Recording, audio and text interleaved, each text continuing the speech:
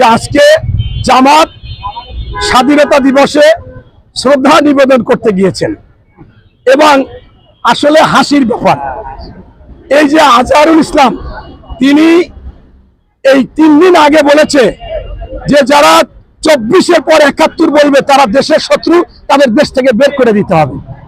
অর্থাৎ এরা তো আসলে কোনোভাবে এই বাংলাদেশকে মেনে নেয় না।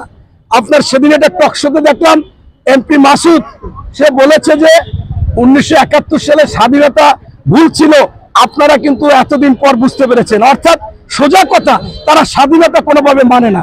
স্বাধীনতাই আপনি মানেন না, নির্লজ্জ ভাবে আপনি কিভাবে ওখানে গিয়ে স্বাধীনতা দিবসে আপনি শ্রদ্ধা নিবেদন করেন। আবার আমির বলে কি টেকনিক্যাল কথা বলে যে এটা একটা রাষ্ট্রীয় শিষ্টাচার, তাই আমরা এসেছি। শহীদ মিনারে গিয়ে একই কথা বলেছে। অর্থাৎ এদের লেজে কুত্তর লেজের মতো ঘি দিয়ে যদি সোজাও করতে চান সোজা হবে না, ঘুরিয়ে ফিরিয়ে জনগণের একটু পপুলারিটি নিবে আর ওদিকে আবার তাদের অবস্থানে ঠিক থাকবে। তাই আমি ধিক্কার জানাই, তাদের ওখানে যাওয়াটাই ঠিক হয়নি। এটা আমাদের স্বাধীনতাকে নিয়ে মস্কারা করেছে এবং বীর মুক্তিযোদ্ধারা যারা জীবিত আছে তাদেরকে নিয়ে হাস্যরস করেছে।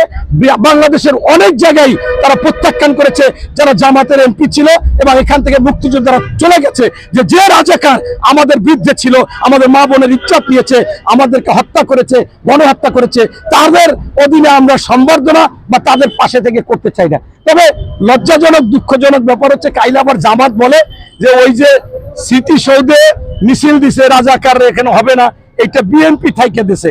ভাই কি বলবো, এত মিথ্যা কথা কেমনে বলে? ওখানে এনসিবি যেখানে নাসিরউদ্দিন পাটোয়ারি ছিল, আপনার ওই আসিফ মাহমুদ ছিল, ওরা ম্যাক্সিমাম লোক ছিল, সার্জিৎ ছিল, তারা মিছিল দিছে যে রাজাকারের স্থান এখানে হবে না। এখানে পিছনে কার কার ব্যানার ছিল সেটা ওখানে সিরিয়ালে এরা বলছে। আবার দেখলাম যখন দোয়ার সময় ওই নাহিদ বোনা একটু পিছনে ছিল যে আমরা আপনাদের আন্ডা বাচ্চা, তো এটা তো মূলত জামাতের প্রোডাক্ট ছিল, এখন এটা রাষ্ট্রীয়ভাবে দিতে হয়, আপনারা যে অপরাধ করছেন এই ক্ষমা হয় না।